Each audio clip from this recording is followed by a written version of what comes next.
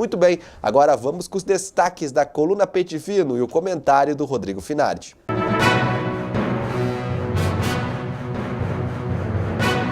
Muito bem, vamos então aos destaques da coluna Pente Fino com o Rodrigo Finardi. Está aqui mais uma vez. Boa tarde, Rodrigo. Boa tarde, Leandro. Boa tarde a todos. Olha, tá aí, ó, Santa Terezinha, falta de asfaltos e o novo presídio. Olha, eu estava comentando antes, Finardi, a questão que ontem o governador, nessa semana o governador teve reunido aí com a bancada gaúcha e pediu aí mais atenção lá para a BR-116, para duplicação, né, na região sul do estado, que é a região dele. Enquanto isso, a gente vê a situação precária aqui no norte, né? Parece que tá esquecendo aí. Não, isso é normal. Eu estou lembrando um pouquinho antes das eleições, que teve o debate, o último debate entre o Leite e o Sartori, e eu fiz até um texto, isso na antevéspera da eleição, dizendo que para os candidatos parecia que o Rio Grande do Sul ia até Passo Fundo, falando em todas as regiões, menos a nossa região nesse debate, né?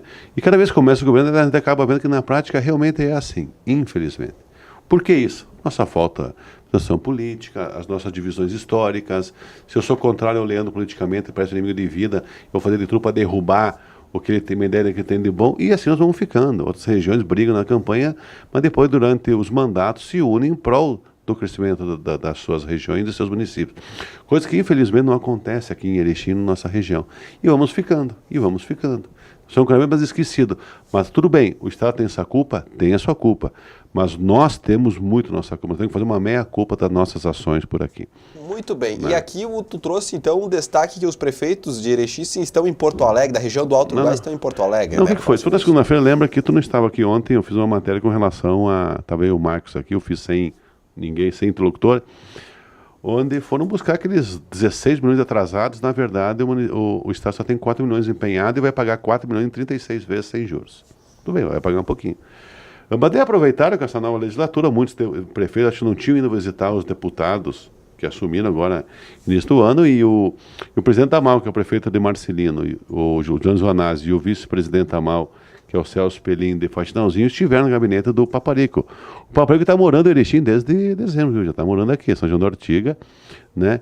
E entre tantos assuntos, diz que as pautas que a AMAL está trabalhando são 3 fortes. As ligações asfálticas, que nós temos 1/3 do município sem. O problema sério que o Santa Terezinha atravessa, interminável, e também agora, que é um que já faz tempo, mas parece que todo mundo descobriu agora o Ovo de Colombo, que é o problema de um presídio no centro de Erechim. Nós estamos alertando isso há muito tempo e agora parece que todo mundo viu que podia ter problema. Não é de hoje, pessoal, não é de hoje. Tinha que ir mais além, mas são 3 pautas que a Camal vai trabalhar, acho que são 3 pautas extremamente importantes. Se ele dá atenção para essas 3 pautas, o Paparico não precisa fazer mais nada no mandato dele. Ele garante mandato pro resto da vida se ele cuidar dessas 3 coisas. Muito bem, tem mais destaques? Olha, vamos para cá, porque o Dicionário da Cultura Pampiana Sul-Rio-Grandense... Puta que nome, pô. O que é isso, Finardi? Hoje de manhã, às 10 horas, teve um lançamento lá no Negrinho do Pastoreio, lá no salão, no Paratini, né? O lançamento desse livro, e o Dr. Alcides Mandelli Stumpf, que é diretor do Instituto Unimed RS, que há pouco tempo deixou a presidência, depois de 15 anos na Unimed de Erechim, ele foi representar. E ao meio-dia teve num almoço na Federação, onde o palestrante foi o Eduardo Leite. Vamos ver se consigo alguma informação, alguma palavra a mais que o Eduardo Leite fala hoje, para trazer para nossos leitores e ouvintes amanhã. Muito bem, às 14 horas, que nunca são 14 horas. Isso é uma verdade, porque a gente acompanha a transmissão na TV Câmara aqui, dessas sessões da Câmara, e nunca começa às 2 da tarde, hein? Cara, sabe por que eu fico indignado por isso? É culpa da Câmara e também é culpa de outros. Às 11 da manhã chegou um projeto de urgência urgentíssima, de urgência da Prefeitura dos salários dos servidores. Tá bom. Aí tem que tramitar nas comissões. Então começou a dar quase 15 horas.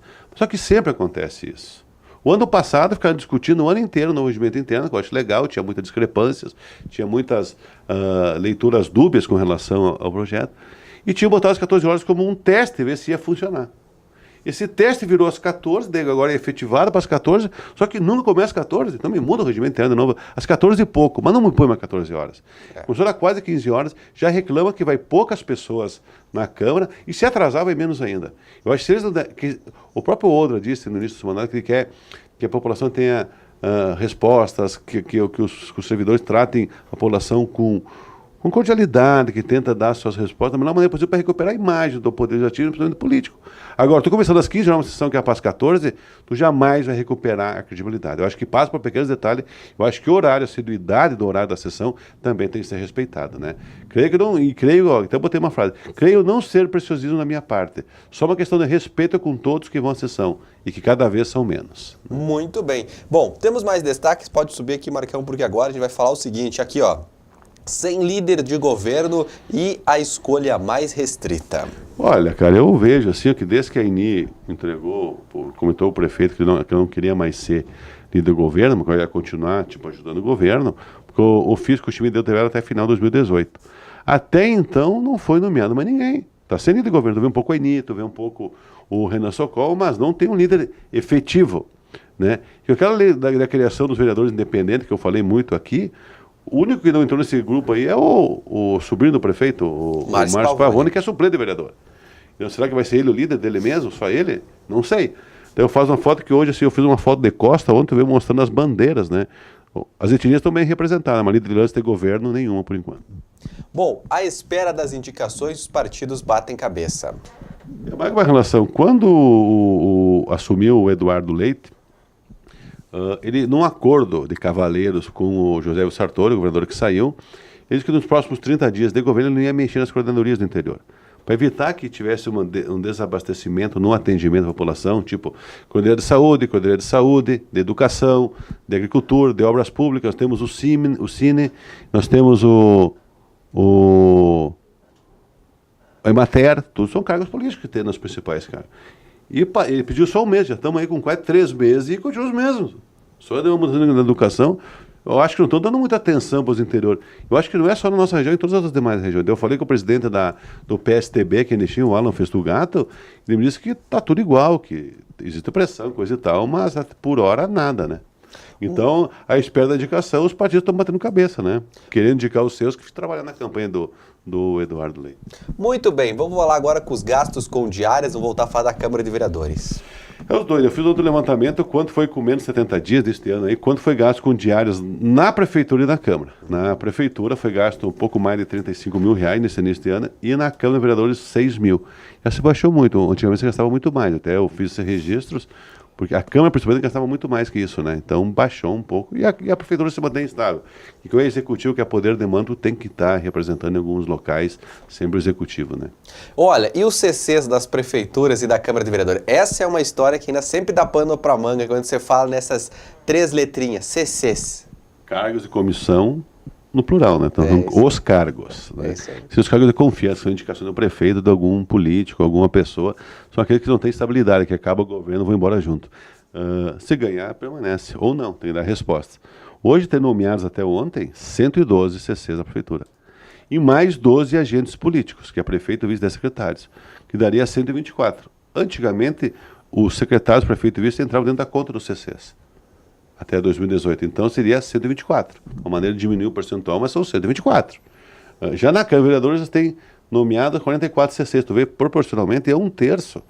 Para quem tem 3 mil é bastante. Só que tu vê que cada um dos 17 vereadores tem 2 assessores. Então só aqui dá 17, daria 34, são mais 10 CCs da casa só e 2 em cada gabinete. Então, tu for ver, não é tanto.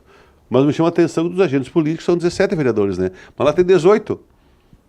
Um a mais, tem um suplente que aparece também o outro. Então tem 2 lá na lista que seriam 17 agentes políticos, que são os eleitos, e na verdade são 18 que tem lá. Então é só para fazer aí um registro. Só para o pessoal ficar sabendo que a gente tá ligado para não se perder nas contas. Muito bem, tá aí os destaques. Pouca coisa, nada muito forte hoje, mas sempre tem uns assuntozinhos, né? Assim, né? Muito bem. Esses são esses destaques, até amanhã então. Até amanhã, obrigado, Leandro, e boa tarde a todos.